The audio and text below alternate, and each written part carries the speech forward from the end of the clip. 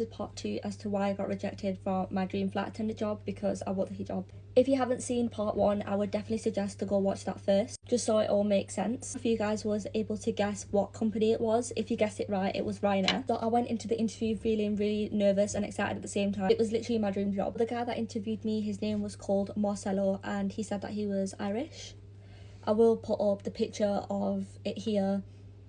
It obviously shows that he works for Ryanair as well. Straight away, as soon as we started the interview, the first question he asked me was, what is that thing on your head?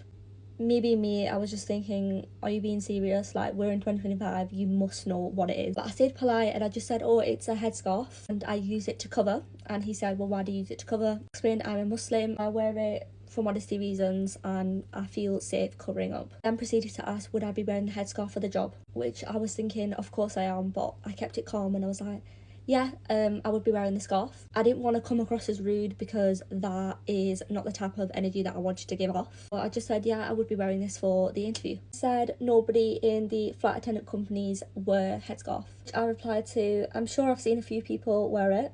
He was quite persistent to say that he's definitely seen nobody, especially in the company of Ryanair. I said, maybe not in Ryanair, but there is other flight attendants that do wear the headscarf. Which then he said, well, could you tell me some names? After that, he then said, would you be able to take it off? I told him that I couldn't take it off and it was something as part of my religion, and if he wanted me to style it differently, I could. But he said that it wasn't an option at all. The reason I did say about other styles was because he said, what if someone was to strangle you? Which he obviously meant while you're walking down the aisle, if someone was to pull your scarf. I sort of like looked a bit like confused as to like, are you actually being serious right now? It sort of makes no sense as passengers wear the scarf as well, so you're telling me that's a threat for the passengers to get strangled as well.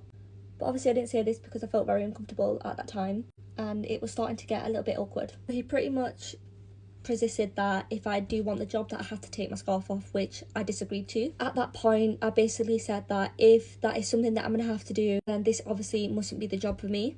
I did explain that the previous job that I have right now, they had a few concerns about me wearing the scarf, and we sort of came to a conclusion on how I could wear it so that I wouldn't hurt myself. Our job is more dangerous than a flight attendant. I'm working outdoors, I'm working in the trees on the zip wires. I'm more likely to get strangled there than a flight attendant job. The call ended and usually you'd hear back in about a week's time. I already knew that I wouldn't get accepted just by the way the phone call went. It was very awkward. I was very upset.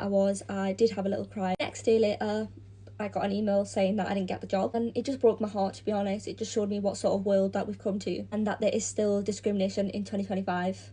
At first I didn't want to talk about this because this happened over about